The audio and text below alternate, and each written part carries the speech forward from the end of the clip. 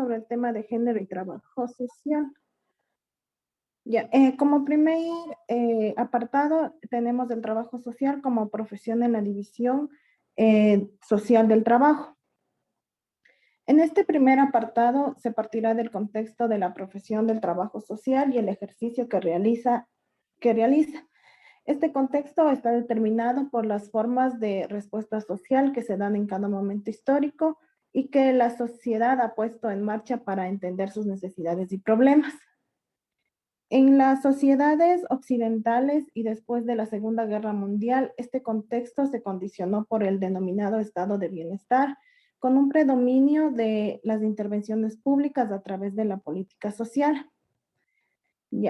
Para Klaus Offe, Norberto Bobbio, Norman Johnson, Julia Varela y entre otros, estos coinciden desde una perspectiva progresista en la función de la legitimación del poder y del control social, que cumple la política social a través del estado de bienestar.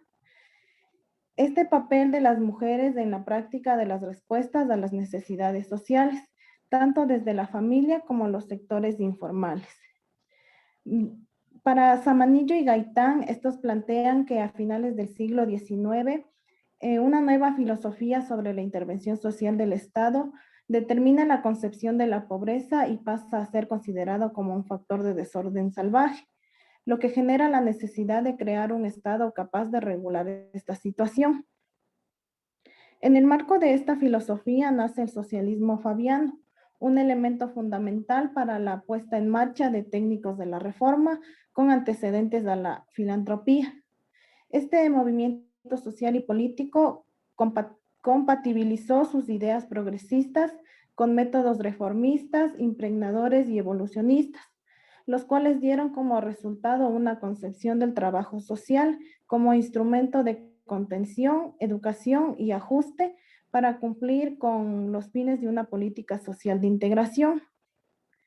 Posteriormente, la democracia sienta las bases para dar continuidad a la práctica de un trabajo social con criterios de forma conservadora, que se transforman gradualmente en otro concepto de reforma del estado de bienestar.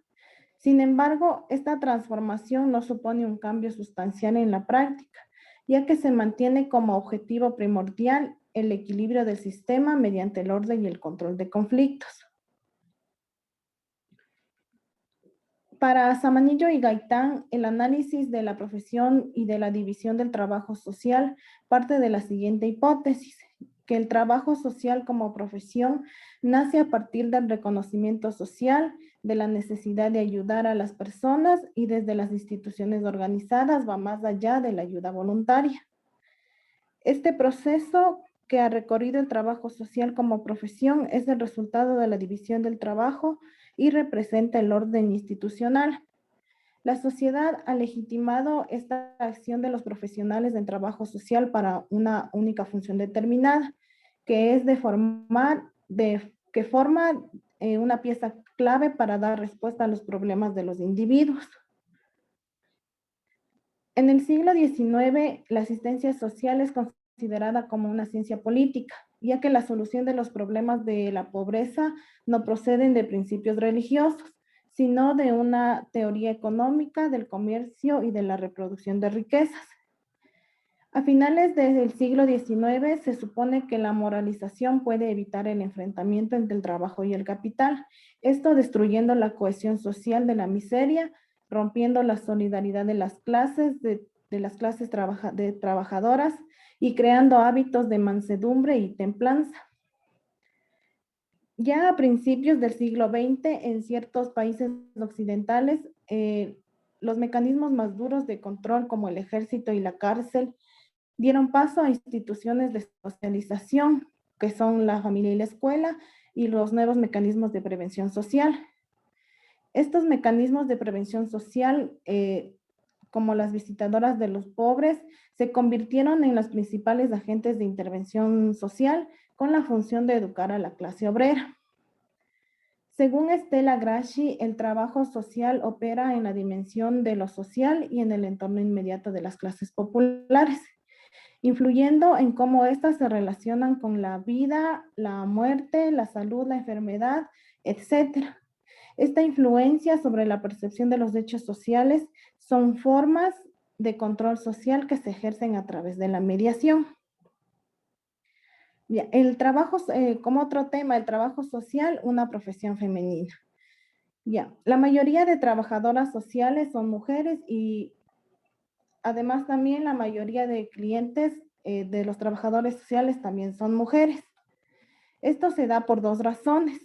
La primera, por el control social de los grupos más desfavorecidos que requieren para su ejercicio de la mujer, ya que estas son desde el seno de las familias quienes contribuyen a la producción social mediante la socialización de niños.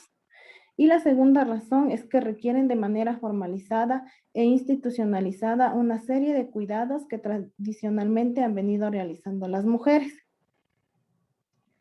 Además, la profesión de asistente social tiene una serie de consecuencias sobre el rol y el perfil profesional del trabajo social, como la desvalorización, la falta de autonomía y una ideología de amor.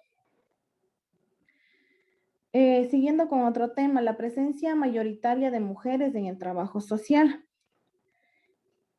En el siglo XIX, una nueva profesión que promulga la función de la maternidad y el socorro fuera del hogar eran las mujeres que consolaban y acudían a amortiguar una serie de acción caritativa y social de los pobres. En el siglo XIX, este pensamiento de la profesión típicamente femenina por afinidad entre niños y pobres, estos son ambos los que necesitan amparo. Además, los principales agentes de intervención social, a las trabajadoras sociales de ese tiempo se las conocía como visitadoras de pobres y estas realizaban una obra social y también una labor política, que es decir, ayudaban al gobierno a buscar concordancia y paz. Y estas respondían a esta búsqueda de la paz. Además, sientan bases de las nuevas profesiones femeninas. Para Stella Grassi, este proceso de feminización del trabajo social destaca el papel de la mujer como objeto de intervención, es decir, como un proceso de feminización de la pobreza. Y además, las sociedades occidentales descargan sobre la colectividad la mayor parte del peso de la reproducción material e ideológica de la fuerza de trabajo. Esto mediante políticas dirigidas especialmente a las mujeres, donde la experiencia vital de las mujeres era el rol familiar. Hasta ahí mi participación y a continuación mi compañera. Bueno, a continuación, con la explicación les voy a hablar acerca de algunas elaboraciones orientadas a la explicación. La teoría feminista como la conceptualización proviene de la antropología social de los humanos. Esto nos hace comprender que el concepto social por ideas preconcebidas que condicionan al hombre y la mujer. Esto quiere decir también que la mujer es considerada como amarcada,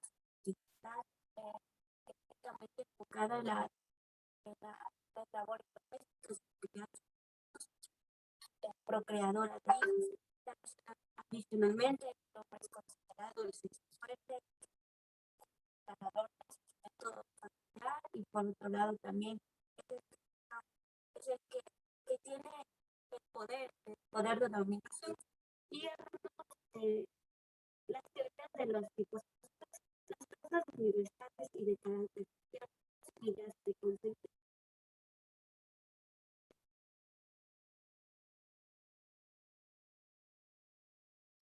Se le está entrecortando a la compañera, casi no se le escucha. ¿Será que alguien del grupo puede colaborar? Sí, profe, ya continúo yo entonces. Pues ya.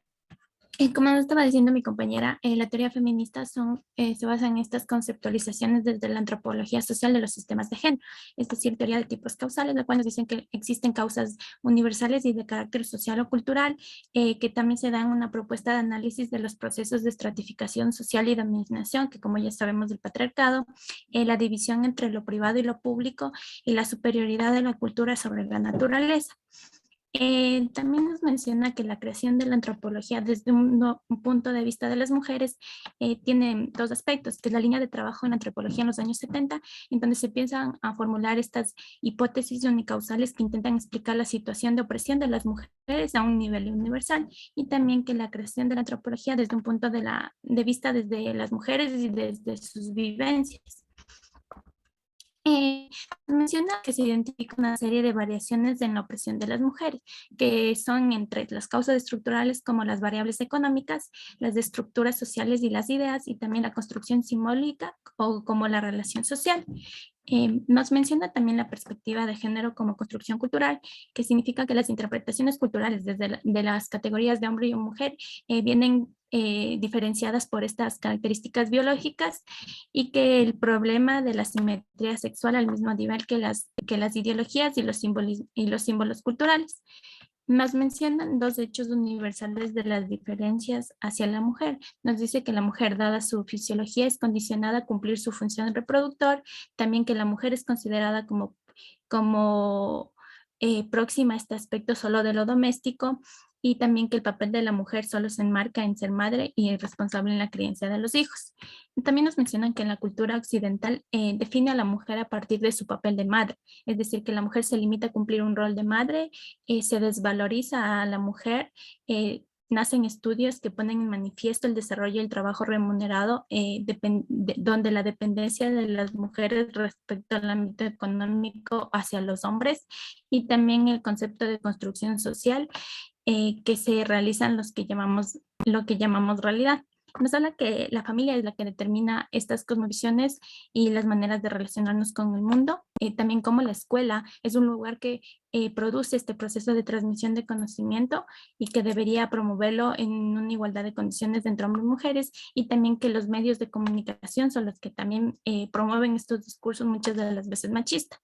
También nos menciona la sexualidad y modelos de procreación proporcionada al lenguaje de la biología para explicar la diferencia entre mujeres y hombres, en donde se dice que en un mundo creado por el pensamiento y las acciones, las personas internalizan y son condiciones a través del proceso de socialización para aceptar de manera en que han de participar en la producción y en los roles sociales.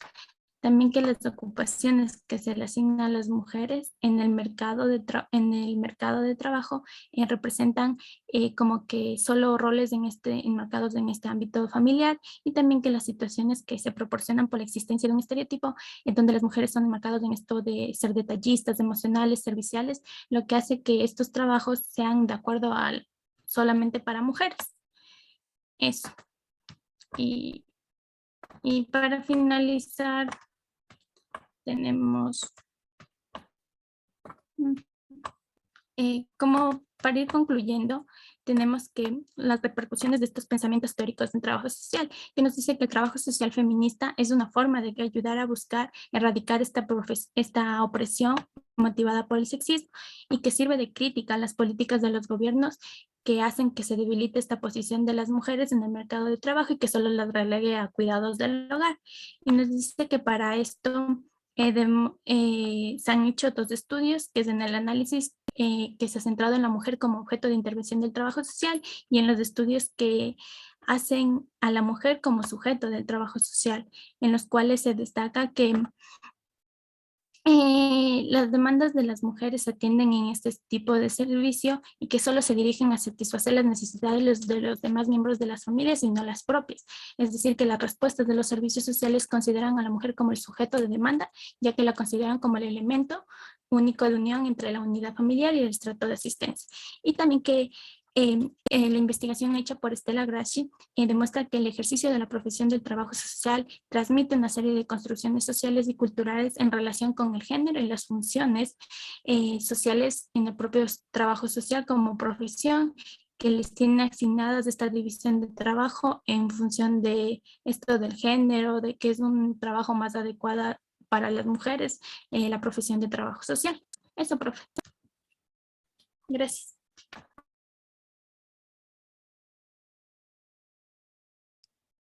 Ok, muchísimas gracias, chicas.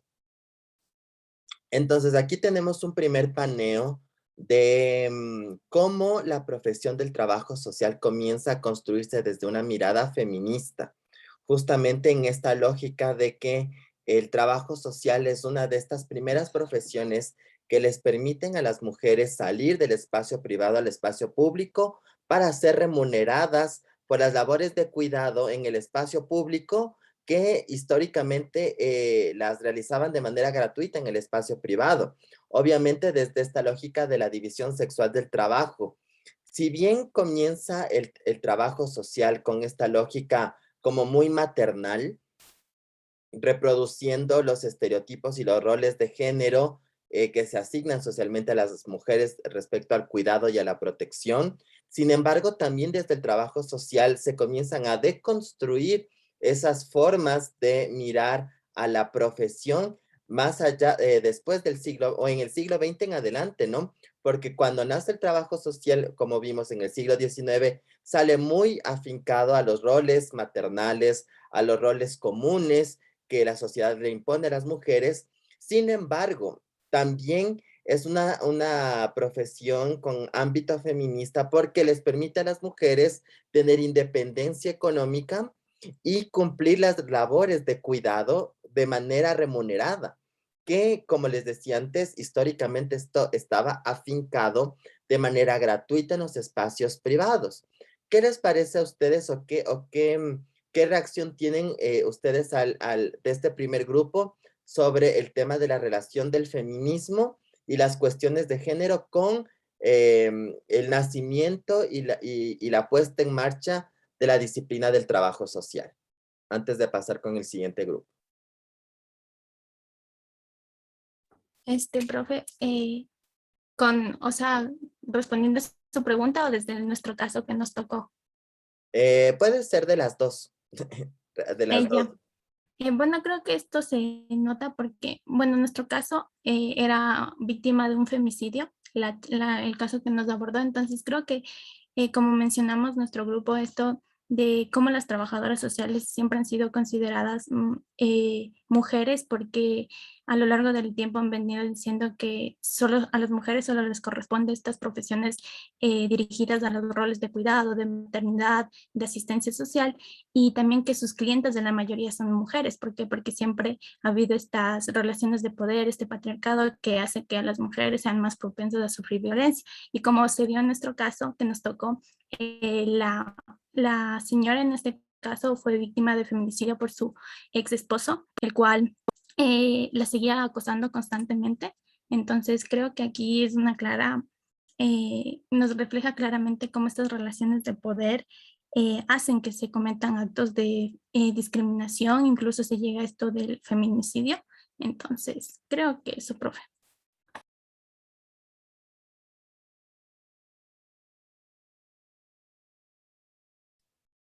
Mirka, por favor. Sí, contribuyendo con el aporte de mi compañera, puedo decir que se dice que el trabajo social es una profesión femenina debido a que inicialmente o en sus inicios la profesión era considerada como una asistencia social, y como el sistema en tiempos anteriores era el seno social muy marcado por el machismo y el patriarcado, entonces consideraban que el papel de cuidadora solo se le atribuía a la mujer, y por tanto la mujer era la encargada de brindar esta asistencia que naturalmente se ha ido convirtiendo en trabajo social. Entonces, por eso, hasta el momento, muchos prejuicios o se tiene la idea de que el trabajo social es una profesión femenina solo por el hecho de que en sus inicios era ejercida por una asistencia social brindada solo por las mujeres. Eso, listo.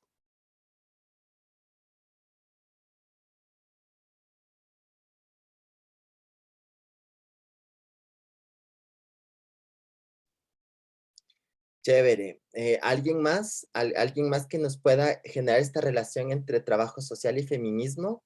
Aparte de lo que han dicho las compañeras.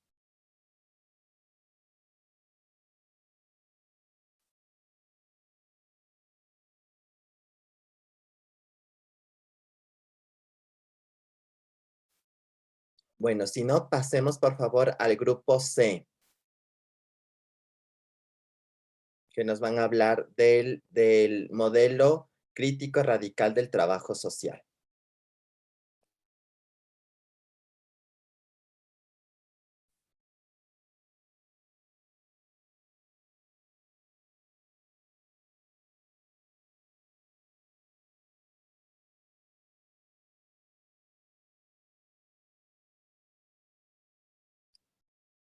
¿Sí? ¿Quiénes son del grupo C, por favor?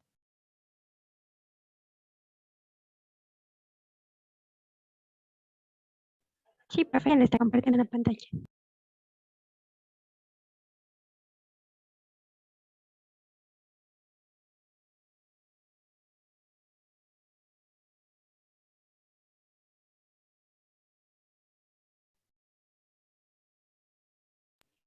Listo, profe. Nuestro grupo le va a hablar con respecto al modelo crítico radical y para esto le doy paso a mi compañera, que va a empezar.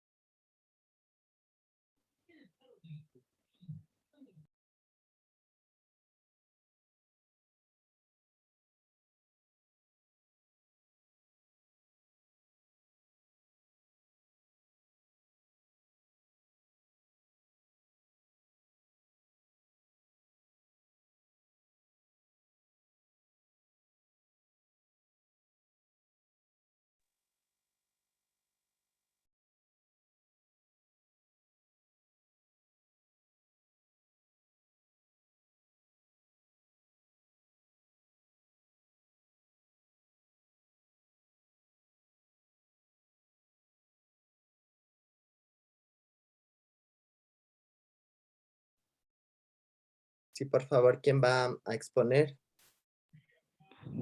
Yo, profe, mi compañera ha tenido problemas con el audio. Con respecto al modelo crítico radical, es necesario empezar que el trabajo social crítico surge a finales de los años 60 e inicios de los 70.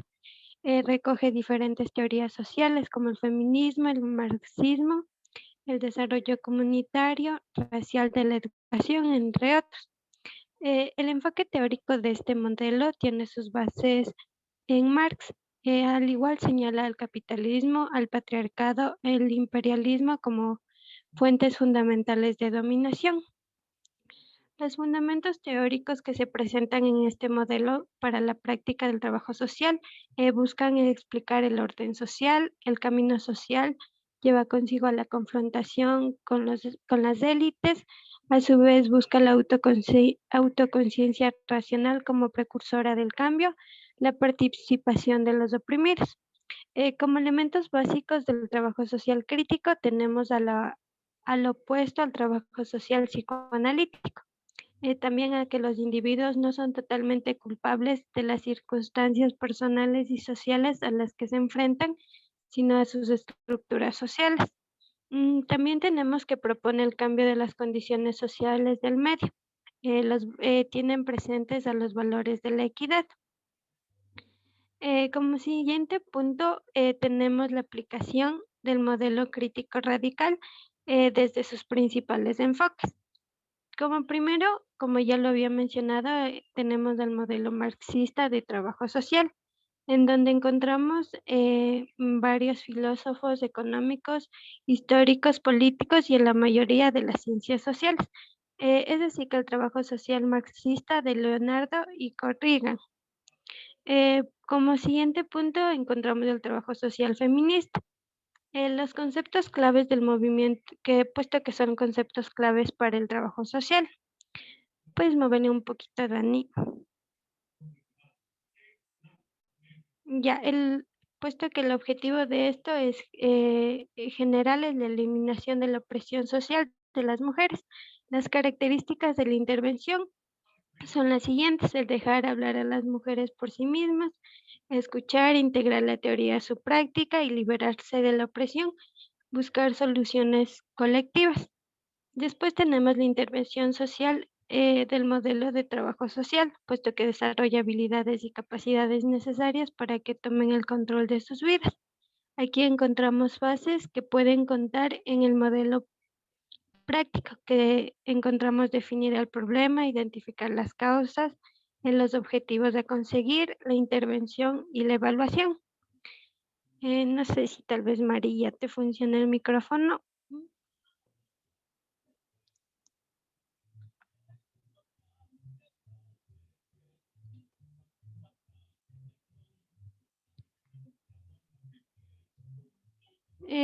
Bueno, profe, para continuar con nuestra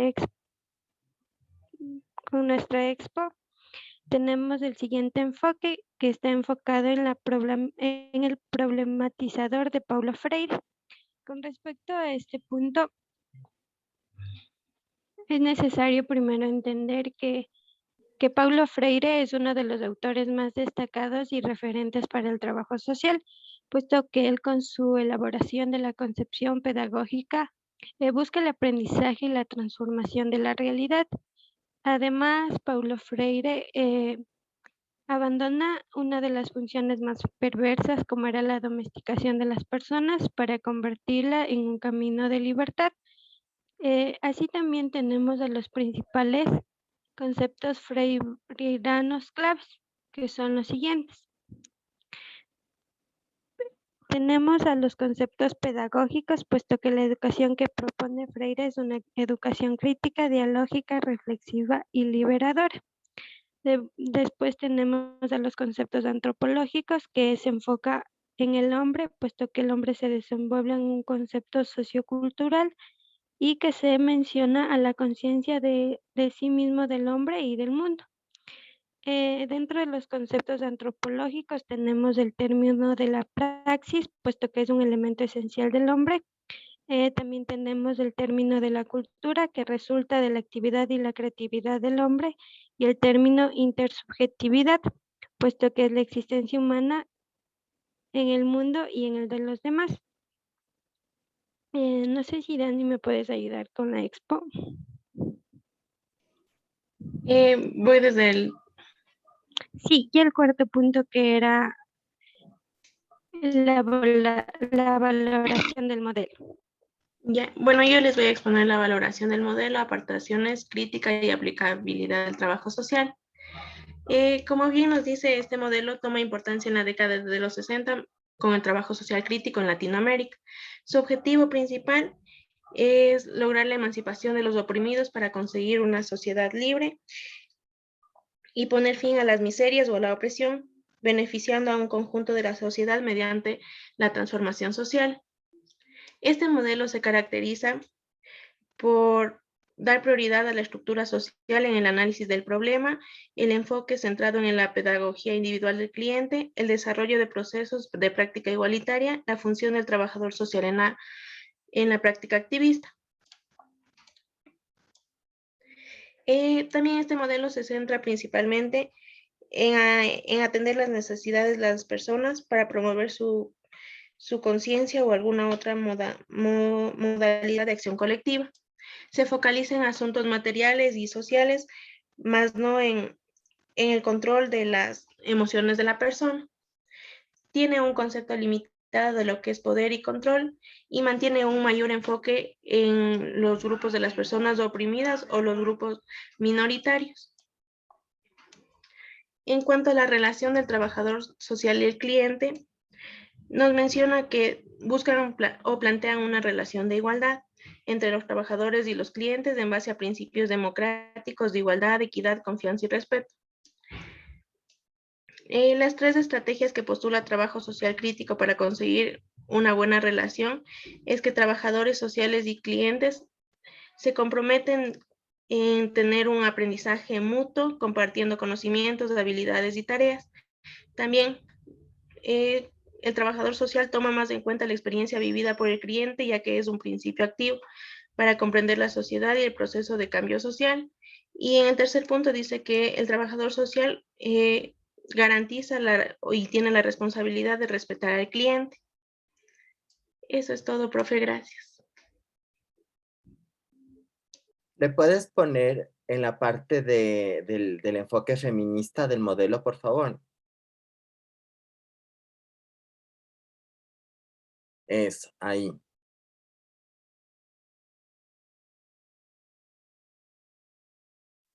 Ahí. Esta parte me interesa mucho que la reflexionemos como curso justamente por el tema que estamos viendo hoy. El tema que estamos viendo hoy justamente es el enlace entre el género, el tema de las teorías de género, las teorías feministas y el trabajo social. El primer grupo ya nos habló el cómo se origina históricamente desde esta lógica y los aportes feministas al trabajo y a la intervención y a la transformación del trabajo social.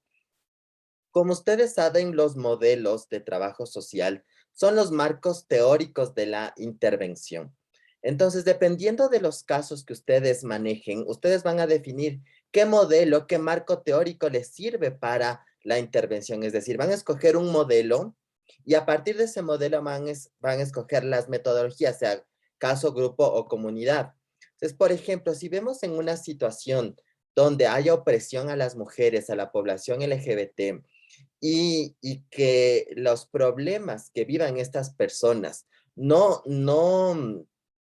son culpa necesariamente de las personas, sino de una estructura, el modelo crítico radical justamente permite o nos ayuda a entender eso.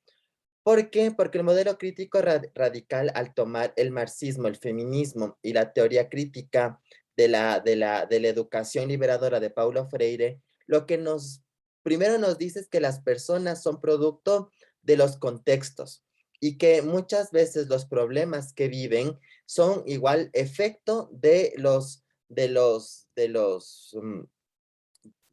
poderes hegemónicos que viven en la sociedad y que tienen efectos en las personas y en los grupos de poderes con menos poder.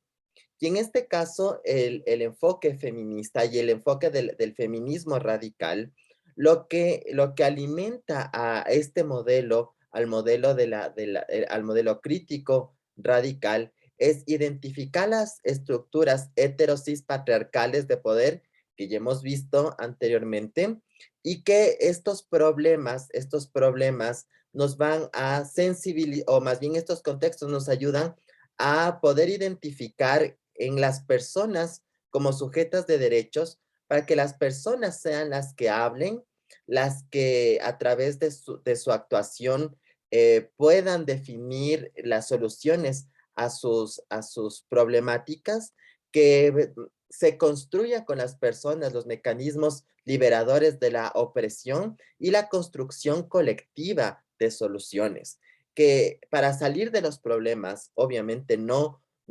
depende exclusivamente de una persona, sino también de un apoyo colectivo. Es un tema comunitario el que ayuda a transformar esas realidades. El trabajo social feminista también permite justamente definir el problema. Y el definir el problema es identificar la estructura de poder. Y la estructura de poder, obviamente, es el sistema patriarcal, heterosis patriarcal cisnormado. Y cómo eso va a tener consecuencias en las personas. Y es lo que vimos antes. ¿Qué consecuencias puede tener en las personas? La imposición de roles, de estereotipos, de prejuicios que van a sesgar a las mujeres, a los hombres y a la población LGBT en función de lo que el Estado patriarcal heteronormado quiere.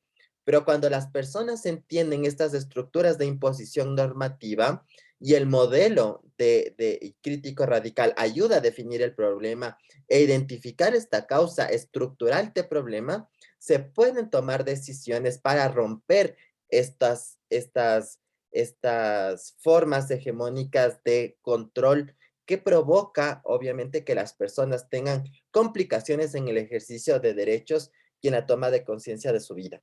Por lo que, como vemos, el feminismo es una parte importantísima de la raíz y la esencia del trabajo social, tanto en su origen y transformación, y como vemos también las teorías feministas son súper importantes para el desarrollo metodológico del trabajo social desde una perspectiva más humana y más entendiendo el fenómeno social de manera holística y no únicamente pensando individualmente las causas de los problemas, sino los problemas como una manifestación de una estructura social opresora. ¿Ok? Déjale de compartir, por favor.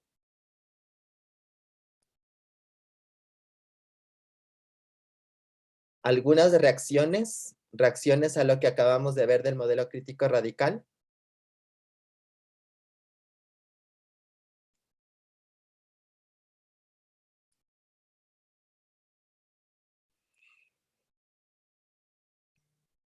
¿Habían conocido antes, habían leído algo del modelo crítico radical y de la influencia del feminismo en la construcción de este modelo del trabajo social? No, profe, de mi parte no. O sea, sí me parece súper interesante este tema porque rompemos ciertos esquemas que hemos ido trabajando durante este tiempo de que estudiamos la carrera.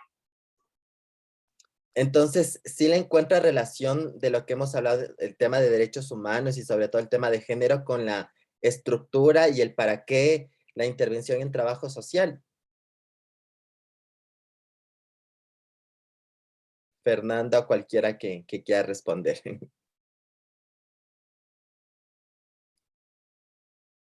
Sí, profe, yo creo que en sí el trabajo social se debe ligar a todo lo que viene con derecho, porque con eso nosotros podemos manejarnos de mejor manera en cualquier tipo de caso y más que todo en este tema de feminismo, que es lo que realmente podemos hacer y desde qué perspectiva.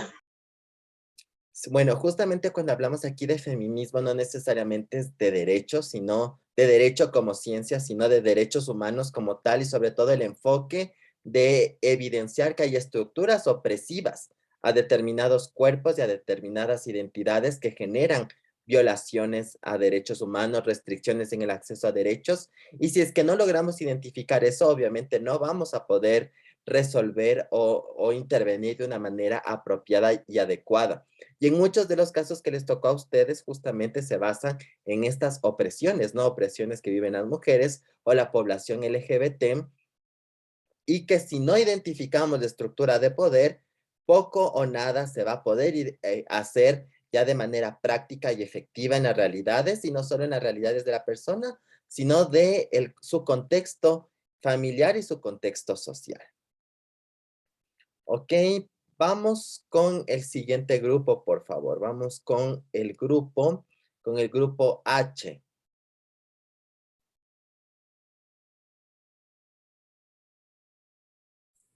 Buenos días, Luis. Ya le comparto pantalla.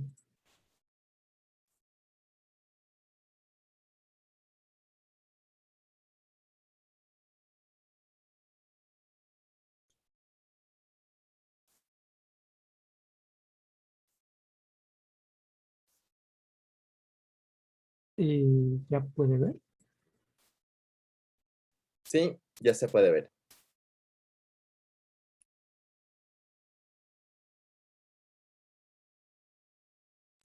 Listo. Pues bien, nosotros les vamos a presentar lo que sería la atención primaria de salud dentro del trabajo social como un método de prevención ante posibles casos fatídicos de violencia intrafamiliar. Pues bien, siguiendo esta línea, este orden de lo que hemos planteado, pues tenemos que el maltrato doméstico y las agresiones sexuales son dos formas concretas de violencia contra las mujeres. Se tienen estimados que un 20 a un 30% de mujeres son sometidas a la violencia doméstica y en base a esto, el actuar del personal sanitario, o sea, cuando supongamos, ¿no?, que una mujer va a un centro de salud y pues ven que tiene como que indicios de maltrato intrafamiliar o violencia doméstica, aquí el actuar del personal sanitario es derivar a la persona agredida al trabajador social del centro de salud sanitario. Bien, en base a esto tenemos dos puntos importantes. El primero es la actuación del trabajador social en situaciones de violencia doméstica y el segundo son las medidas de prevención primarias en contra de la violencia intrafamiliar que puede aplicar o que ejecuta el trabajador social en este proceso. Comenzando por este primero, que es la actuación del trabajador social en situaciones de violencia doméstica, tenemos que la intervención del trabajador social en esas situaciones debe proporcionar un proceso facilitador ante esta situación. El segundo punto es que los profesionales sociosanitarios solo son un pequeño eslabón de la cadena necesaria para abordar eficazmente el problema de la violencia familiar. Con respecto a este punto de acá abajo, de las medidas de prevención, pues tenemos varias. En total, dentro de esta investigación nos proponían 16, que hemos escogido los que serían los más importantes. Primero está elaborar protocolos de intervención desde el ámbito del sanitario de asistencia. El segundo punto es facilitar el tratamiento médico y psicológico adecuado a las personas víctimas de violencia doméstica. El otro es de elaborar protocolos de actuación ante casos de urgentes de violencia doméstica. El siguiente punto es realizar la educación para la salud. El otro es tras detectar casos de violencia doméstica. Bueno, lo siento, esto es de aquí con esto de acá arriba. Bien, también es elaborar protocolos integrales y protocolos clínicos. Y por último, es formar a los profesionales sociosanitarios y establecer la coordinación de atención a la persona de víctima de violencia. Bien, continuando con el otro punto dentro de esta investigación, pues nos enfocamos más dentro del trabajo social. Entonces, el trabajo social dentro de este protocolo de atención primaria de salud, tenemos que, primero, está el nivel preventivo, que es que las mujeres que que tienen sospechas o índices de malos tratos, que ellas no reconocen. Es decir, aquí el trabajador social, pues, entiende que las mujeres que sufren esta violencia muchas veces no lo reconocen y simplemente lo pasan por alto. Dentro de este punto está, pues, se podría llegar a detectar estos casos a través de programas comunitarios atendiendo a la atención integral de la mujer.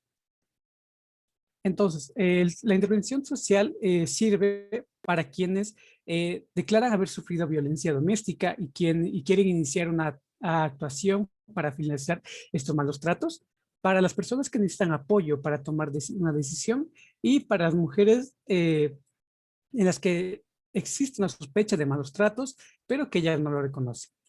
Bien, el objetivo de esta intervención social es que contribuir en la atención integral de la mujer víctima de violencia de género. Entre ellas tenemos dos puntos. El primero es una situación de sospecha o evidencia del maltrato, que, bueno, eso significa conocer y estudiar la problemática sociofamiliar de la mujer víctima de maltrato, tanto en la situación de sospecha como en la evidencia de maltrato. Y el segundo punto es en una situación de riesgo vital para la mujer, evaluar y limitar los daños y ofrecer la protección. A continuación, mi compañera les dará los siguientes puntos. Ya, gracias, Pato. Continuando, tenemos sobre las actividades del trabajador social. Como vemos que son acciones organizadas y desarrolladas por los trabajadores sociales con las personas, grupos y también con las comunidades. Procedimientos también estructurados, sistemáticos, formales y científicamente basados, cuyo proceso están fijados en la claridad y la precisión. Como objetivo es que están orientados a superar los obstáculos que impiden avanzar en el desarrollo humano y en la mejora de la calidad de vida de la ciudadanía. Como actividades tenemos que las actividades ayudan a efectuar los objetivos, promoviendo el cambio de la situación problemática para así llegar a la resolución de los problemas. Mientras que en las técnicas tenemos que la técnica es ese saber práctico que permite la utilización racional de unos instrumentos para obtener un resultado determinado. Ya como instrumento tenemos que es esa herramienta o conjunto de ellas que sirven de apoyo para llevar a cabo la intervención.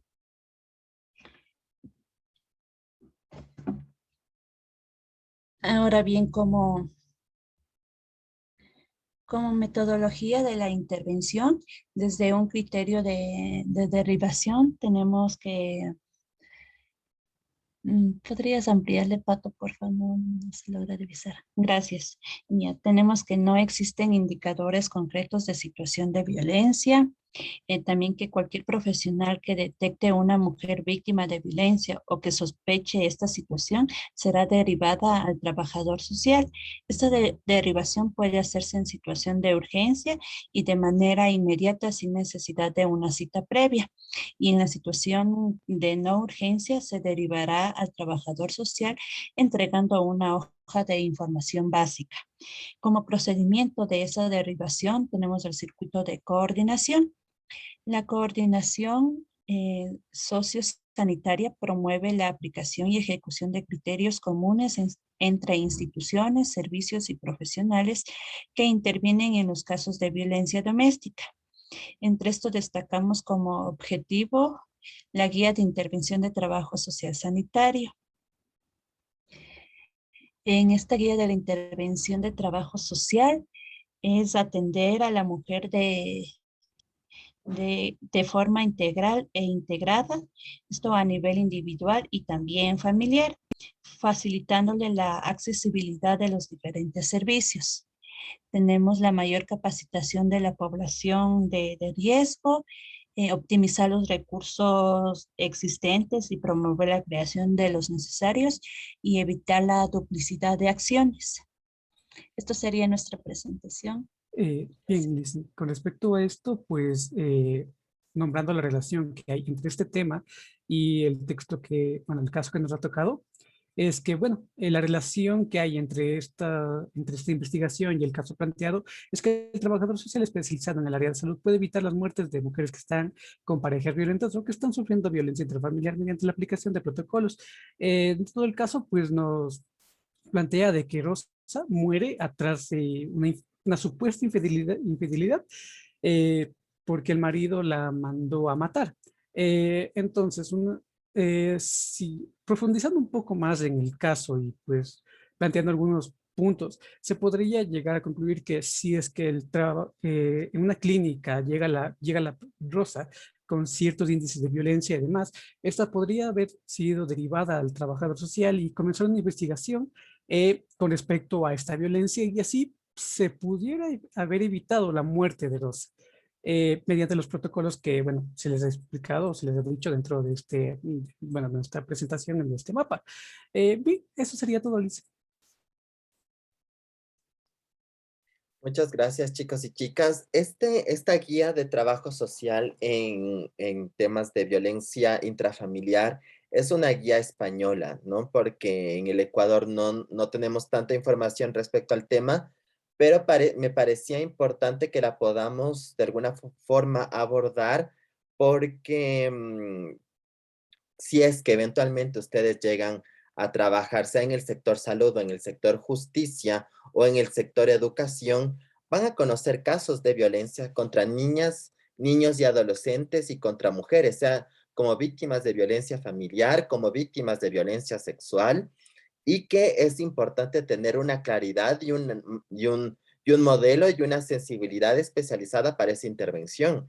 Entonces, en estas formas de violencias, obviamente, como hemos visto antes, hay un sistema, un paraguas, que es el sistema patriarcal. Y conociendo ese marco, podemos escoger, por ejemplo, el modelo crítico radical para generar este marco de intervención, entendiendo la integralidad de la problemática, y a partir de esto utilizar los métodos, sea el de caso, grupo, comunidad, y con estos enfoques que nos dieron las y los compañeros que nos ponen en perspectiva generar mecanismos de prevención de violencia, no juzgar a la persona, no revictimizarla,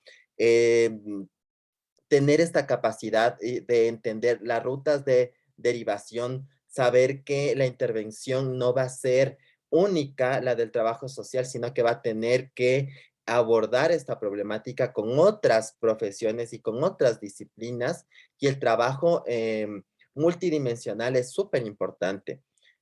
Y esto justamente es importante porque también ustedes se van a enfrentar, como yo les digo, a casos de violencia contra las mujeres, casos de violencia sexual, tentativas de femicidio, violencias intrafamiliares, casos de violación sexual, y ahora que ya está despenalizado el aborto por violación, incluso van eventualmente aplicar protocolos para abordar víctimas de violencia sexual que quieran o no quieran acceder al aborto, ¿no? Entonces sí es importante tener como en perspectiva estas sensibilidades justamente para no revictimizar, para brindarle a la persona toda la información posible y que la persona pueda decidir qué hacer, porque lo que hace el tema de aborto por violación es obligarle a la persona que ha sido víctima de violación a abortar, sino es abrirle todas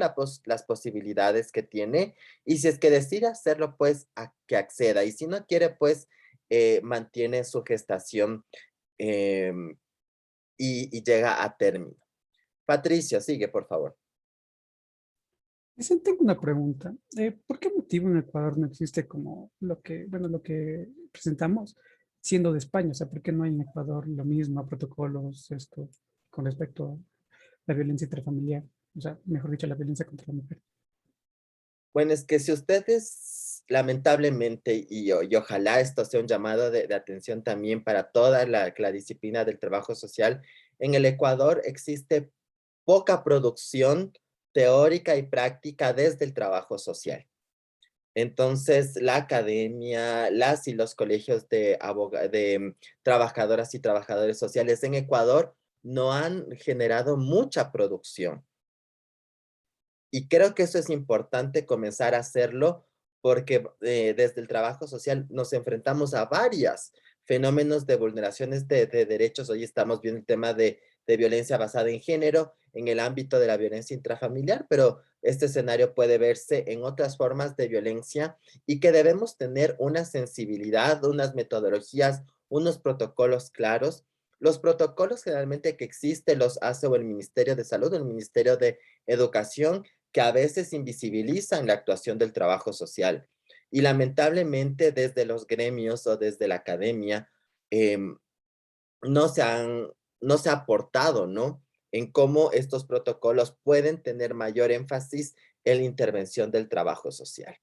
Sobre todo ahora, por ejemplo, que se reformó la Ley Orgánica de Educación Intercultural, por ejemplo, en el ámbito educativo, los DESES que son estos entes dentro de las escuelas y los colegios que van a abordar las problemáticas y los conflictos, ¿sí? Deben tener un enfoque desde el trabajo social, porque trabajadoras y trabajadores sociales también van a intervenir y trabajan en las escuelas y tienen que saber cómo lidiar justamente con estos escenarios de violencia sexual, discriminación, violencia basada en género y otras formas de violencia para no revictimizar y para brindarle a las personas esta capacidad de entendimiento del fenómeno y de las opciones que tiene para superarlo y para retomar su proyecto de vida. Entonces, más bien sería importante, ¿no? Que comencemos a trabajar como carrera, como disciplina, en tener, ¿no? Protocolos, en tener guías, en tener alguna suerte de trabajo que nos permita a las y los trabajadores sociales que están en campo ya tener al menos una ruta más o menos delineada de qué hacer, cómo proceder. Pero como ustedes saben también, si es que tenemos una guía, una ruta, pero no tenemos sensibilización, no tenemos conciencia, no rompemos nuestros prejuicios internos, nuestra discriminación internalizada, tampoco podemos generar atenciones e intervenciones con sensibilidad en derechos humanos. Por eso es importante no solo pensar en el enfoque, en la intervención, puertas afuera, sino también este mejoramiento del trato humano, del trato digno a las personas, también va a depender de nuestra deconstrucción personal y de cómo nosotras y nosotros rompemos nuestros prejuicios y nuestros estereotipos para no traspolarlos a las personas con las cuales estamos trabajando. ¿Alguna opinión extra?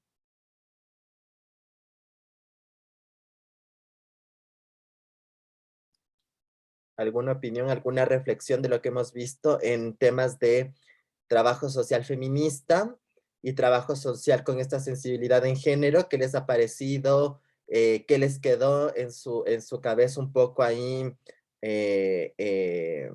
principalmente de todo lo que hemos hablado?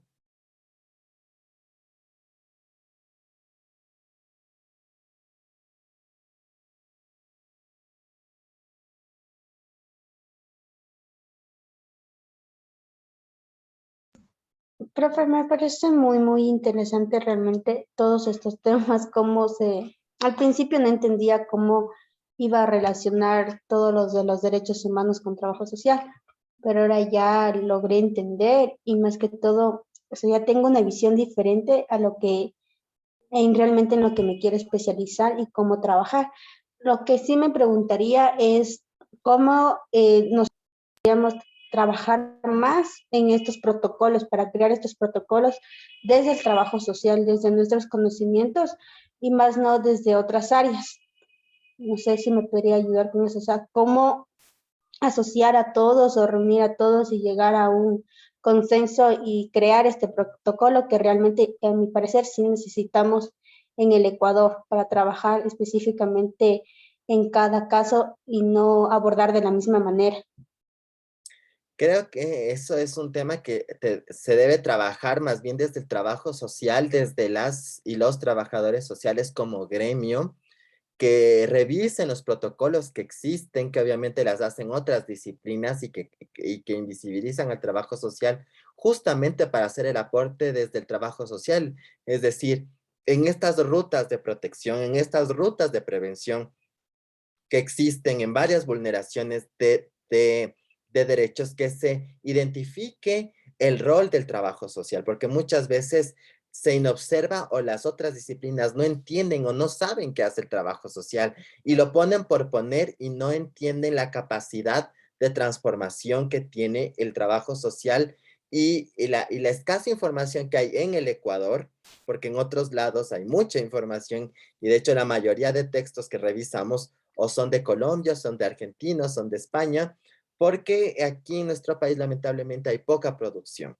Y creo que eso sí es algo que deberíamos trabajar como carrera, como universidad, como gremio de trabajo social en el Ecuador, para proponer protocolos, rutas, estrategias, enfoques desde la practicidad y desde la vivencia de las y los trabajadores sociales ecuatorianos. Entonces, si me dices cómo hacemos, pues realmente hay que hacer un trabajo de investigación de cuáles son los protocolos que hay en el país, buscar cuáles son los protocolos y rutas y mecanismos que utilizan en otros países y un poco ir articulando, ¿no?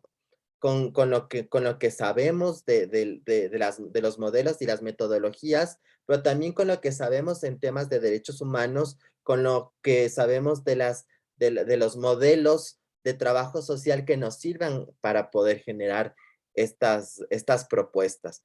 Pero como les digo, esto todavía es un tema que está en construcción o que ha estado un poco a la deriva y que sí es importante que en el Ecuador se retome o se trabaje y ojalá puedan ser ustedes, ¿no? Quienes decidan trabajar en rutas, protocolos que desde el trabajo social puedan visibilizar el rol y la incidencia de su profesión en el abordaje de las problemáticas y los fenómenos sociales que suceden en todos los espacios de intervención de la disciplina. ¿Alguien más?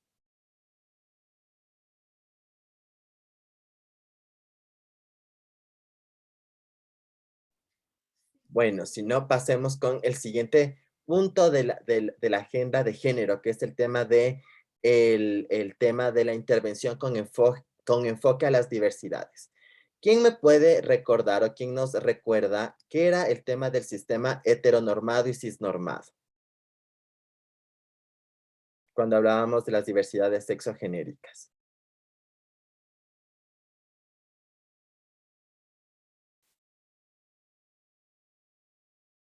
¿Quién se acuerda? Profe, la heteronormatividad nos hablaba que, o sea, la sociedad nos, o sea, como que nos instauró, nos obliga a pensar de que las relaciones heterosexuales son buenas, ¿no? Y que al haber otras, o sea, generan cierto prejuicio, ¿no? Y bueno, la cisnormatividad igual nos habla que las personas, como decir, deben estar cómodas con y aceptar el género y los roles que la sociedad nos ha dado y con los que han nacido. Exactamente. Entonces, muchas gracias, Natalie. Esto nos ayuda a encuadrarnos en la siguiente, en los siguientes recomendaciones o estrategias de abordaje desde el trabajo social frente a las diversidades sexogenéricas. Así que, por favor, vamos a pasar con el grupo B, que nos va a hablar de la diversidad sexogenérica y trabajo social.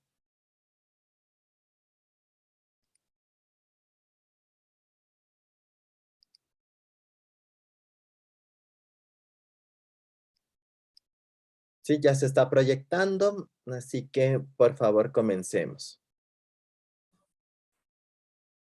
Ya, profe, ¿sí me escucha? Sí, sí se escucha. Ya, le vamos a hablar sobre la sexualidad y el trabajo social. Primero hay que entender qué es la sexualidad y además un poco del contexto y la historia. Ya estoy. Se presenta la diversidad sexual y de género como el producto de un sistema social y cultural que regula las conductas legítimas y las sancionables. Ya, la sexualidad, más allá que de un acontecimiento biológico, también es un producto histórico y cultural y es de objeto de interés en todas las sociedades y cada cultura ha construido como un significado propio de lo que es la sexualidad, con la finalidad de interpretarla y así regularla, condicionarla. La manera en que entendemos la sexualidad y también el género es el resultado del conjunto de transformaciones. Y estas transformaciones también significan un cambio en los discursos sobre la sexualidad. Y aquí cabe recalcar que en el siglo XIX se promueve un nuevo paradigma de administración de la sexualidad a través de una tutela de la medicina legal. Es aquí un momento de grandes transformaciones en diferentes ámbitos de la vida social.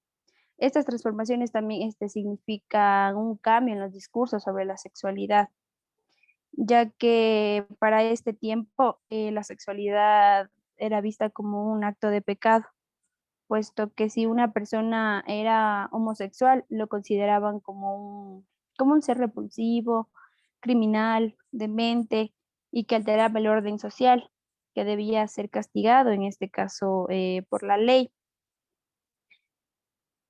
Siguiendo con el contexto de la sexualidad, como les mencioné, en el siglo XIX se desarrolla un modelo sociosexual y aquí nace el término heterosexual, en donde se lo caracterizan como un estilo de vida dominante, y que todo lo diferente a lo heterosexual será cuestionado, será sancionado. La heterosexualidad es el espacio, nos dice que es el espacio para definir qué son las relaciones sexuales y su finalidad, así como es el modelo normativo que a partir de construimos supuestamente nuestra realidad social. Esta se presenta como algo natural y está condicionada al contexto social y cultural. A continuación, mi compañera. Continuando con la exposición, podemos también decir que si aceptamos que la sexualidad es un producto cultural, deberíamos reconocer sus constantes cambios y su imposibilidad de alcanzar un estadio definitivo. También nace el movimiento de liberación sexual promovido por personas LGBTIQ, en donde buscan la diversidad sexual y de género, al igual que garanticen sus derechos. Las reivindicaciones de liberación sexual también han ayudado a superar las lógicas binarias, monógamas o reproductivas a muchas personas que se reconocen como heterosexuales. Otro elemento que contribuye a generar un nuevo imaginario sobre la diversidad sexual es inequívocamente la pandemia del VIH. La pandemia alteró los hábitos sexuales de muchos hombres que tenían sexo con otros hombres. El VIH, lo cual esto sirvió para las proclamas de un sinfín de discursos homofóbicos que justificaban los estragos de esta enfermedad, también se estaba acusando entre la población homosexual. Otros puntos también que pusimos es sobre los discursos, representaciones, prácticas sexuales y expresiones de género. Siempre estas están en transformación, adaptándose a los diferentes contextos y cuentan con muchas particularidades que dificultan pensarlas como un grupo homogéneo, sin conflictos e inalterable. Aquí hablando desde la visión etnocéntrica, en cuanto a la diversidad sexual, en donde se da la discriminación, es interpretada únicamente desde la perspectiva occidental, blanca y clase media o clase alta. La diversidad sexual y de género también interpelan al trabajo social, por lo tanto es importante renovar la mirada de esta disciplina y cambie para poder comprender los fenómenos sociales desde su complejidad. Añadiendo algo a la exposición, en nuestro caso, en el caso del grupo B, se hablaba sobre Tatiana. Aquí nos pudimos dar cuenta que surgieron una vulneración en especial al derecho de Tatiana, que es el derecho a la salud. A continuación, un comentario igual de mi compañera. Ya, como menciona mi compañera, el caso que nos tocó era sobre Tatiana, que era una persona transexual que acude a las instalaciones del Hospital Santa Lucía y es atendida por el trabajador social Fernando, el cual al tomarle los datos se altera al ver que en la cédula consta como un sexo masculino. Entonces, él, el trabajador social Fernando era como decir, muy conservador, muy católico, entonces se asustó y no atendió a Tatiana. Por lo tanto, como dice mi compañera, se vulneró el derecho que es a la salud. Eh, Tatiana casi muere al no ser atendida. Entonces es importante el mejorar la mirada del trabajador social porque de esta manera vamos a evitar los prejuicios y desde ahí empieza todo. Entonces eso, profe, por parte de nosotros y nuestra exposición. También algo que quiero acotar, como nos mencionaba en la exposición, lo que les expliqué, que este movimiento de liberación sexual promovido por personas del LGBTIQ, en donde buscan estas la diversidad sexual y de género, al igual que garanticen sus derechos. Esto tiene que ver mucho con nuestro caso, ya que por más que Tatiana tenga otra diferencia de orientación sexual, tienen que ser garantizados sus derechos. En este caso, igual, el trabajador social Fernando, en nuestro caso, él estaba actuando de una manera incorrecta, ya que por sus prejuicios y por sus enseñanzas desde muy pequeño fue inculcado basado en la religión, lo cual esto no le permitió atender y ayudar a velar a los derechos de Tatiana, en este caso en el de la salud. Gracias, profe. Muchas gracias. Por favor, pasemos al siguiente grupo, que es el grupo F. respecto a al trabajo social y la realidad de las familias homoparentales. Ya, profe, ya le compartimos pantalla.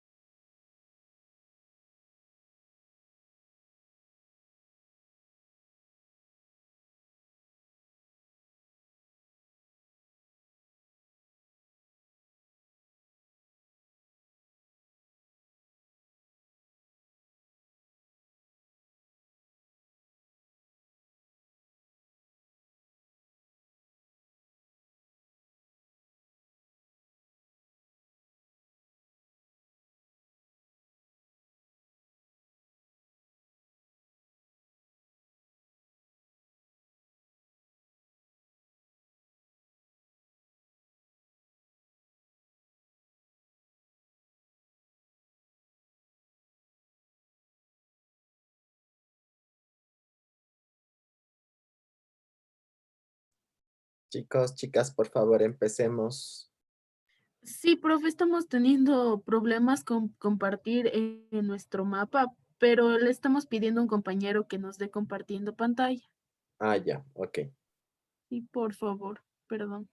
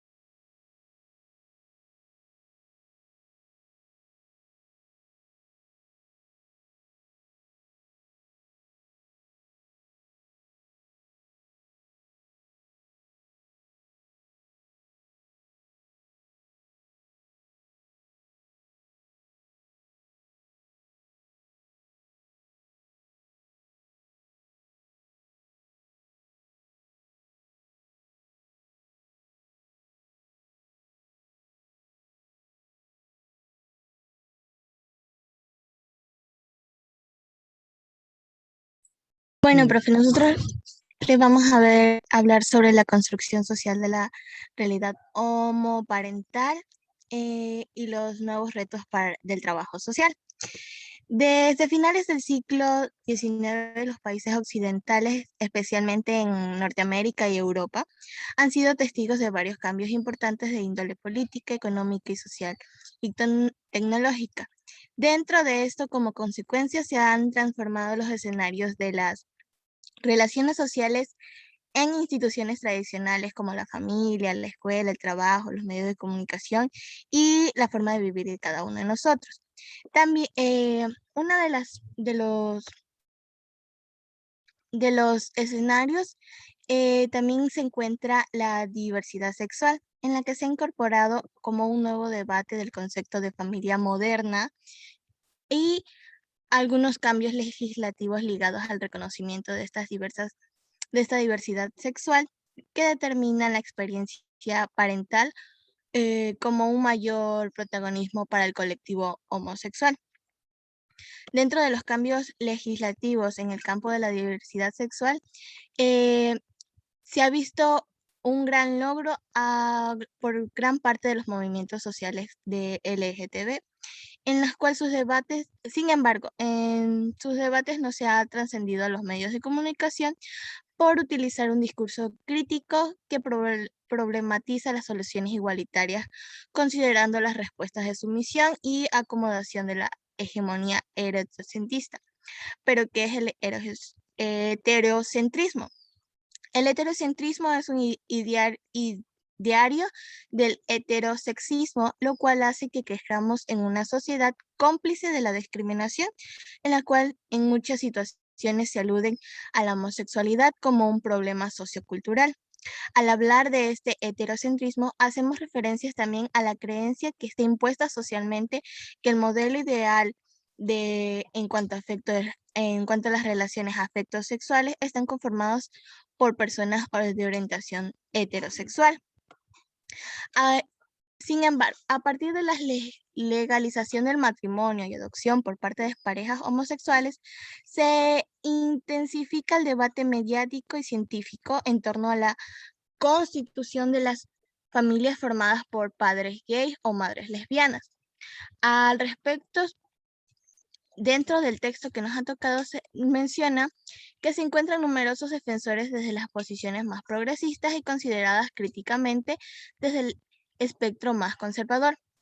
Una de las distintas opiniones se centran principalmente en la calidad que las parejas homosexuales presentan como padres o madres y en el desarrollo psicológico de los hijos crecidos en esta familia.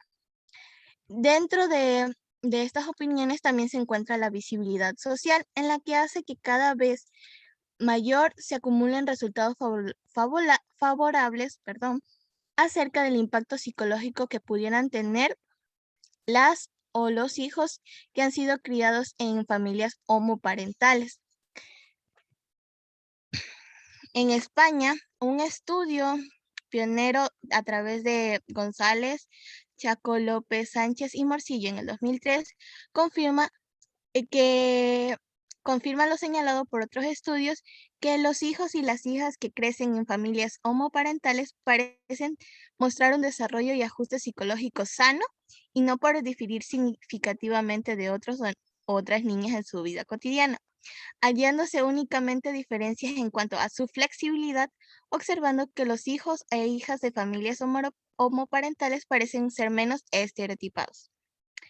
Pero sin embargo, desde la oposición más conservadora se enfatiza que estos datos descriptivos sobre la baja incidencia de matrimonio entre personas es un riesgo de divorcio y un mayor colectivo homosexual. Según estudios realizados en el texto, también menciona que de carácter cualitativo crítico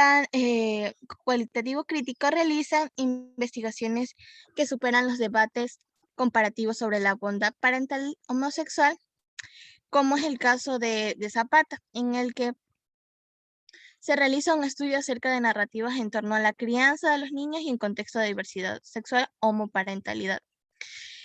Actualmente, la homoparentalidad constituye un campo de investigación emergente y condicional para el trabajo social, pretendiendo que el estudio sea enriquecedor para la disciplina, para que brinde la oportunidad de profundizar en determinadas cuestiones sociales acerca de la construcción del hecho homoparental. Y de esta forma, las profesiones dispondrán de conocimientos que le permitan abordar de manera más objetiva y dinámica social. Dentro de la metodología, estos autores de ese texto trabajaron desde la perspectiva discursiva de la orientación psicosocial, basándose en investigaciones sobre los aspectos constructivos del lenguaje en la interacción social, diciendo que la influencia de las prácticas lingüísticas también son un impacto mediático al hecho homoparental.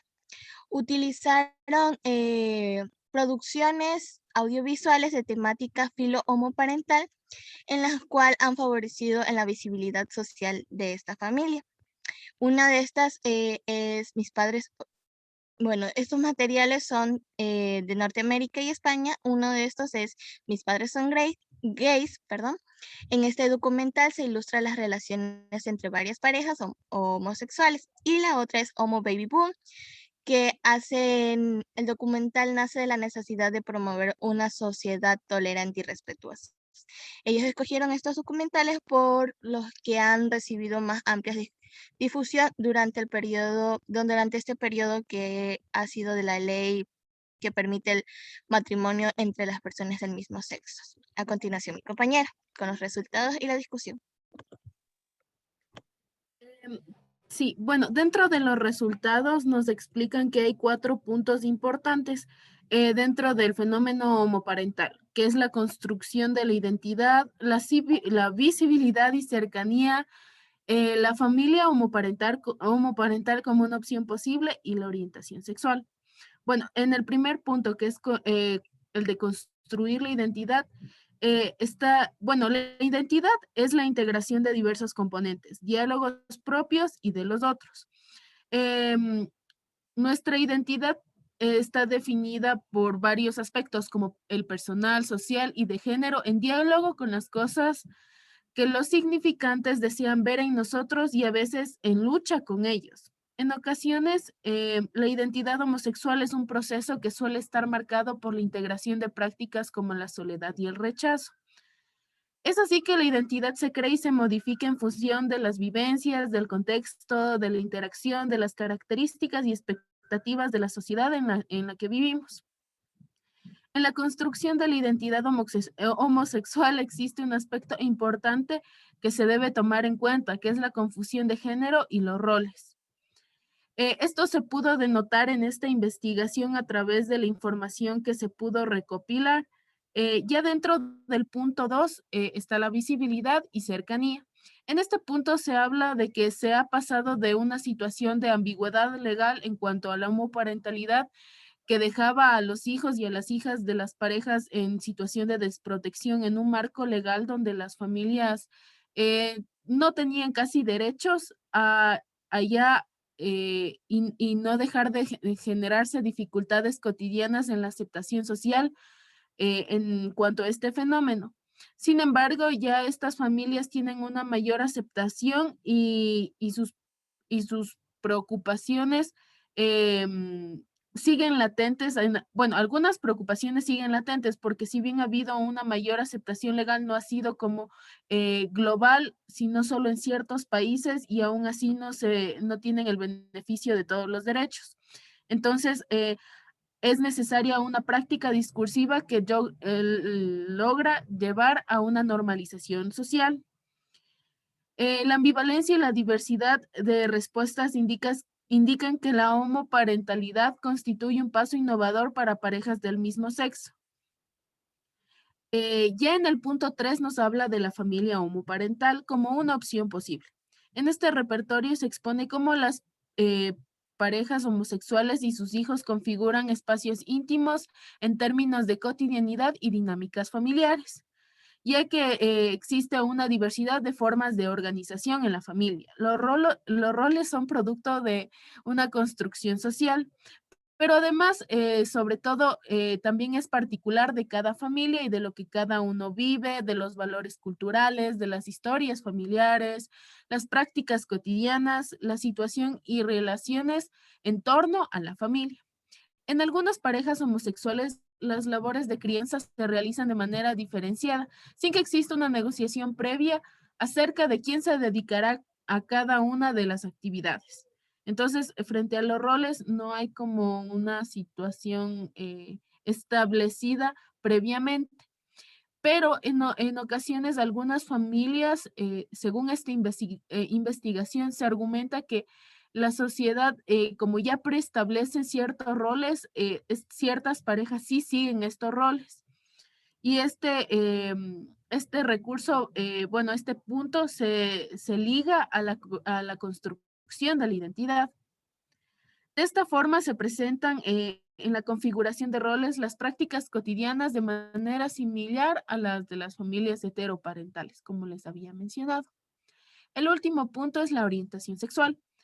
Se describe la exclusión que presentan las comunidades de lesbianas feministas hacia la heterosexualidad masculina. Esta situación conlleva el deseo de algunos de sus hijos a conocer sus padres biológicos, porque tal vez por la presencia casi exclusiva de las mujeres y de el formar parte de lo que presenta la cultura occidental como normal, hace que se sienta la necesidad de tener un referente masculino. La mayoría de los participantes de esta investigación evitaron que sus hijos conozcan a los padres biológicos porque tenían miedo a que tengan esa necesidad de ser, entre comillas, normales y que los padres puedan como solicitar sus custodias por esta situación familiar diferente. En la mayoría de los escenarios, los entrevistados consideraron que eran buenos padres y madres y, bueno, que no importa básicamente si sus hijos son heterosexuales u homosexuales. Otros participantes aseguraron que el tener hijos gays no es una opción a fomentar, porque para ellas han superado situaciones de rechazo y sufrimiento. Entonces, básicamente, no es como por la orientación sexual que buscan como limitar esta libertad de la orientación misma, sino por el rechazo y sufrimiento que pueden sentir al tener esta orientación sexual distinta. De ello que se establecen 4 puntos súper importantes que son como conectores argumentativos de este último punto. Y se habla de la soledad, que esta proviene del incumplimiento de la norma heterosexual que se nos impone en la sociedad. Entonces, esto nos provoca una soledad, o bueno, provoca una soledad a las personas con identidades sexuales distintas. El amor también tiene que ver mucho en la situación familiar. Padres o madres son tolerantes y más flexibles y por ello justifican su paternidad o maternidad. Otro punto súper importante son las redes sociales porque se involucra la importancia y oportunidad de conocer las posibilidades y dificultades a las que se enfrentan en torno a un ambiente que puede ser diferente o normal y que tiene un importante valor para cada persona. El último punto es la normalización, que se centra principalmente en el recurso a la escuela, como la institución que debe luchar por el respeto e igualdad de los derechos para las distintas formas familiares que pueden existir.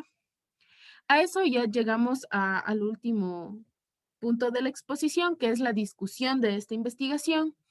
En general, la investigación nos dice que con frecuencia las estrategias discursivas enfatizan la necesidad de inclusión y equidad en la construcción social y mediática del fenómeno filio-homoparental.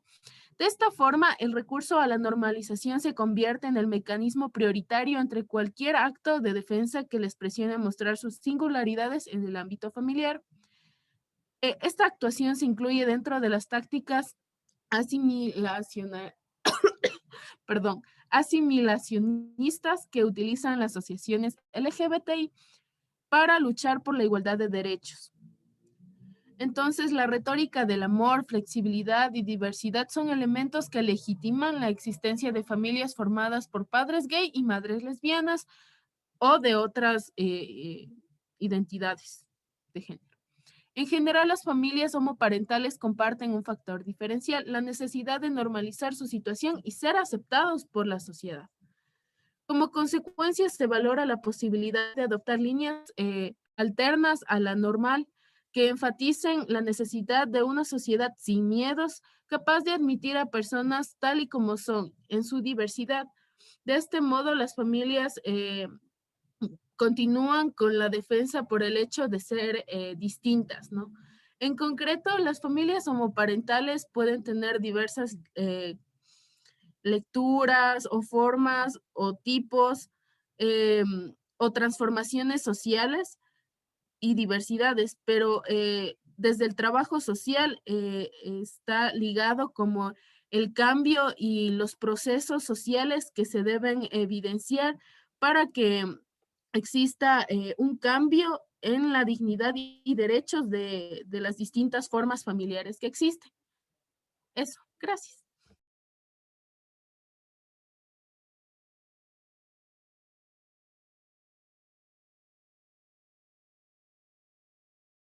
Ok, muchísimas gracias. voy a pasar a presentar unas reflexiones respecto a recomendaciones de cómo desde el trabajo social se puede generar una incidencia o una intervención más sensibilizada con los temas LGBT y un poco basado en las lecturas que acabamos de ver que expusieron las compañeras. Primero, el enfoque de la intervención. Lo primero que debemos asumir es que no debemos asumir que todas las personas con las cuales trabajamos son heterosexuales y cisgénero. No tenemos que dar por sentado la orientación sexual y la identidad de género de una persona por cómo se ve, por su aspecto, sino si es que la persona se presenta de tal manera o si es que exterioriza su orientación sexual y su identidad de género, pues tratamos a la persona en función de lo que se asume y de lo que informa. En cambio, nosotras y nosotros no debemos predeterminar la orientación sexual o la identidad de género de las personas. Generalmente, todo mundo asume que las personas son heterosexuales y cisgénero cuando conocemos a otra persona, pero no necesariamente siempre ese es el caso, y por eso la primera recomendación es no asumir, no asumir la orientación sexual y la identidad de género de las personas cuando las conocemos. La segunda idea del enfoque de la intervención es, como nos mencionaban antes, es entender la historia de violencia y discriminación que vive la población LGBT. Y por eso es importante recalcar que eventualmente las personas que llegan a ustedes desde el trabajo social, es probable que en algún punto de su vida hayan vivido algún episodio de discriminación personal o colectiva por su orientación sexual o su identidad de género, que es importante que ustedes tengan en cuenta. Puede ser que no es por la razón que llegan a ustedes, pero eventualmente en algún momento de la vida esta persona pudo haber vivido una escena, un escenario o un suceso a causa de una violencia basada en la orientación sexual o la identidad de género.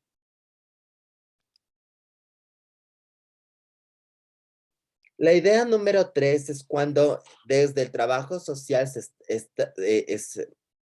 están en algún lugar o están en alguna oficina o en el lugar de trabajo. Siempre es importante tener mensajes positivos hacia todas las diversidades, no solo el tema de la diversidad sexual.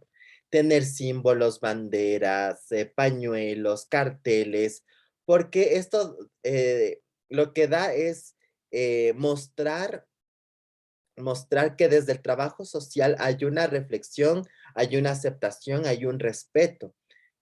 Y eventualmente si hay personas de la diversidad sexual o de pueblos indígenas, mujeres, niños, niñas y adolescentes, si ven en su oficina, en su lugar de trabajo, símbolos, mensajes, carteles que son positivos, son reflexivos respecto a los derechos humanos de las personas, les dará valor a las personas poder abrirse y hablar de su situación con ustedes, porque ya ven en sus simbolismos que su práctica tiene esta sensibilidad.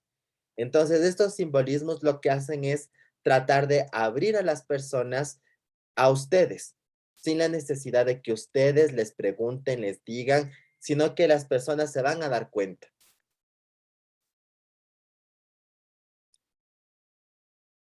El punto número 4 es, como hemos visto consuetudinariamente, es respetar las opciones individuales de cada usuario desde una posición de apoyo y acompañamiento. Esto significa aceptar los tiempos para la toma de decisiones, proporcionar el espacio para el diálogo, el abordaje de los temores y los miedos, y la organización de las ideas y el estudio de la situación. No presionarle a la persona, analizar el contexto, como vimos en el modelo crítico radical, el contexto histórico, el contexto cultural, que puede ser el que provoca cierto conflicto, cierto fenómeno que vive esa persona, y que al abordar el contexto y al abordar la problemática particular, pues no presionar a la persona que tome decisiones, sino ir acompañando, dar información, sosteniendo, estableciendo diálogo, solventando temores y que la persona pueda tomar sus decisiones en sus tiempos. Insisto, sin presionarle y sin que desde el trabajo social se le resuelva a la persona, sino que la misma persona resuelva su situación en función de todos los escenarios y de todas las situaciones que ustedes le presentan en función de este análisis integral y contextual de la realidad. Cuando estamos en espacios laborales, justamente lo que debe hacer el trabajo social cuando tiene conciencia de derechos humanos y cuando tiene conciencia con enfoques de igualdad, lo que tiene que hacer es reprobar actitudes y mensajes y acciones discriminatorias, homofóbicas, transfóbicas, misógenas, racistas, clasistas, y debe tomar una postura contra toda forma de violencia y no dejarla pasar. Es decir, si es que hay compañeros, compañeras de trabajo, personas que están en el lugar donde estamos laborando y existen actitudes homofóbicas, racistas, clasistas, machistas, etcétera, es el rol del trabajo social poner un alto y tomar una postura, reprobar esta violencia y generar estas estrategias de sensibilización y de crear mensajes positivos, porque esto ayuda a mejorar las condiciones de trabajo entre ustedes, pero también con las personas que están atendiendo. Justamente cuando desde el trabajo social y otras profesiones se indaga una y otra vez sobre el tema de la orientación sexual, muchas veces de las personas. Si es que las personas se abren, justamente es importante y no indagar tanto para que se vean forzadas a abrirse, porque las personas LGBT salen muchas veces del closet, es decir, con sus papás, con su mundo laboral, con sus amigos, con sus amigas, y muchas veces esas salidas del closet de frente a varias personas y varios escenarios no necesariamente siempre tiene buenas experiencias. Por eso les decía antes el tema de los mensajes positivos, el tema de la simbología del lugar de trabajo, en su vestimenta, incluso para que las personas sepan que tienen sensibilidad en derechos humanos, que conocen de la realidad LGBT, de las mujeres, de los pueblos indígenas, de los niños y niñas, para que no sea necesario que las personas digan, sí, soy gay, soy lesbiana, soy trans, etcétera, sino que a través de los simbolismos que ustedes manejan, tanto en su estética como en su lugar de trabajo, las personas se abran sin la necesidad que ustedes les pregunten.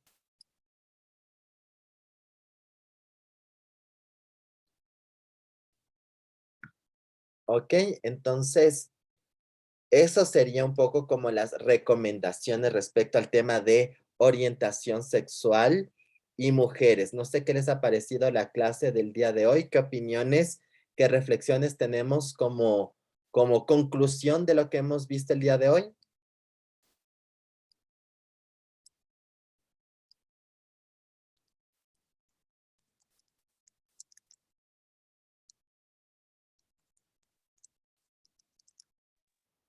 Sí, profe. Bueno, yo quería opinar que si bien estudiamos trabajo social y es súper importante entender estos temas, creo que también como a nivel general, todas las personas ya deberían tener una diferente perspectiva de estos temas. Igual tienen que ver con los derechos humanos, entonces no es como que es algo que, que se, o sea, que se debería, por ser un derecho se debería normalizar, pero por muchas situaciones no es así y estar en esa lucha, sea o no desde el trabajo social, es súper importante.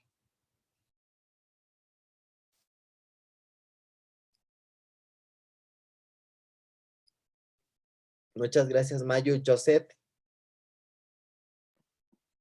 Profe, para mi opinión personal me pareció muy interesante la clase, en especial el tema de lo que dijo que nosotros como carrera y futuros trabajadores y trabajadoras sociales, basarnos un poquito más en brindar la atención al tema de los protocolos, profe, a nivel nacional del Ecuador se puede decir, y también sobre los diferentes temas que cada grupo expuso, me parece muy interesante, pero en especial lo de los protocolos, profe.